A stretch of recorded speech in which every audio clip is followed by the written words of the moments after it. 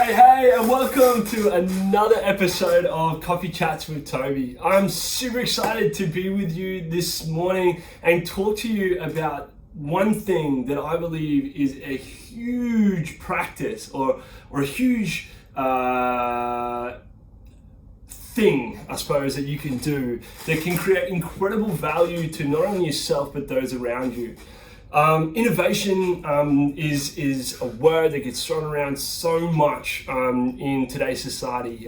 It's actually part of our vision here at Atkins Health, which is through innovation, revolutionize health. But it's something that I think a lot of people, although they say they love it and want to be a part of it and they want to innovate industries or innovate a way that we do a certain thing, they don't actually understand what it takes or what is needed to be done or a type of mindset that you need to have to help create an innovative culture.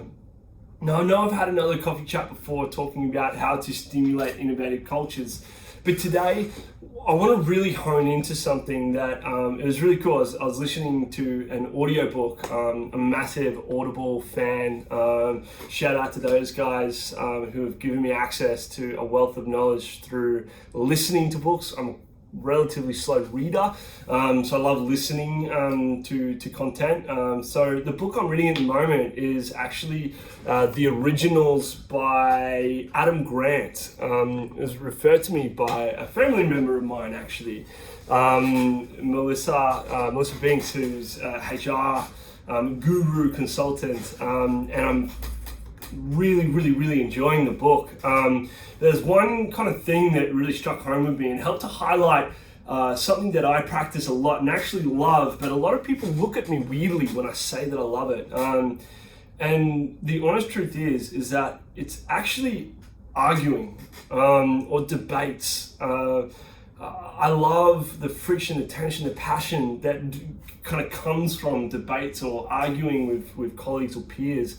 And one of the things that I have tried to implement with the team here at Atkins Health is that debating and arguing is actually an incredibly healthy thing. And there's nothing more exciting than a conversation or debate where you have two incredibly passionate people that have opposing opinions on a certain topic. And here's why. The reason is that if you have the right mindset and you're genuinely out there to innovate or create or develop a movement, it's near on impossible to actually come up with original ideas outside of actually having these innovative conversations with others and debating and kind of trying your hardest to come up with a solution or convince someone that is of the complete opposite opposing opinion to of any one subject. Most often what will happen if you can get two people with opposing opinions that have open minds, which is an incredibly important factor to kind of keep in the back of your mind, the outcome from that conversation is oftentimes actually neither of the two opinions, but actually an amalgamation of those two. Or along the way throughout the debate, what happens is something else kind of pops up and it's like an intangible thing that just kind of pops up on the side.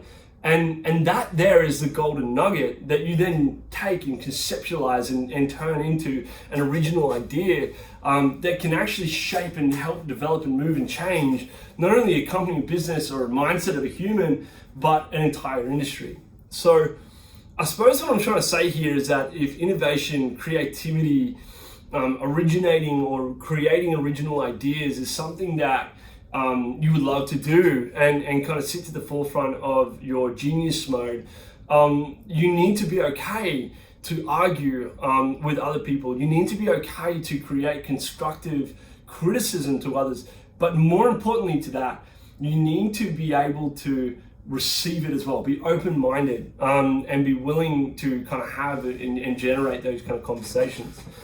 A really awesome quote that is in that book that actually references the Ray Dalio, a super famous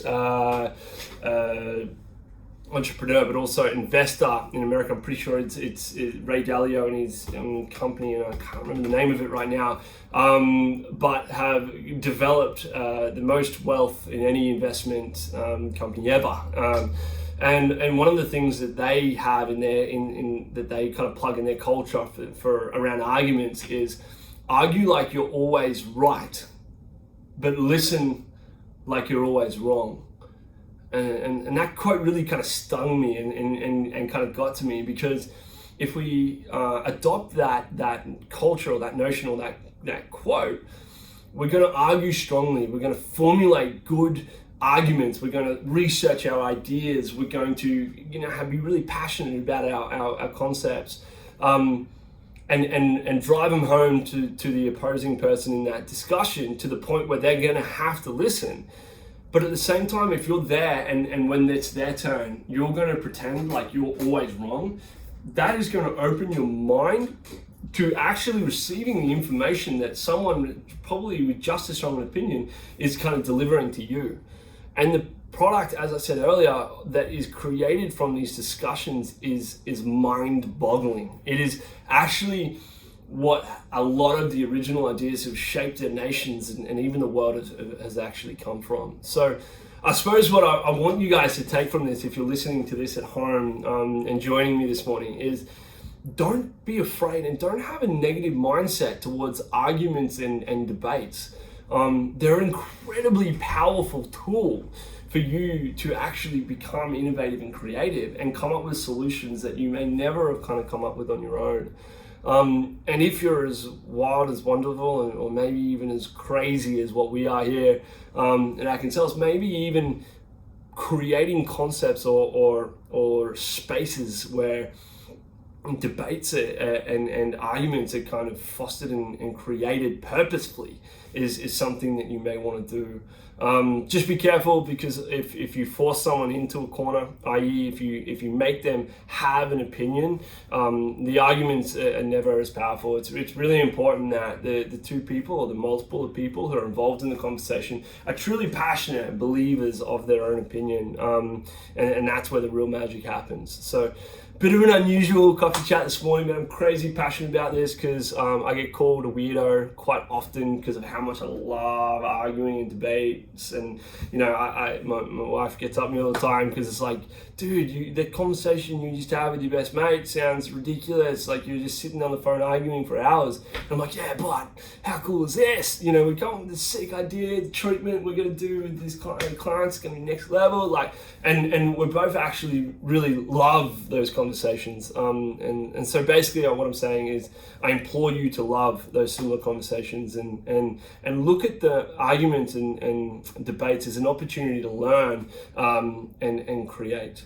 I hope you've enjoyed this morning's session. I certainly have enjoyed spending my time with you or my camera here talking about this topic. Have a wonderful day, and until next time, look after yourselves, and we will catch up with you again super soon. Take care.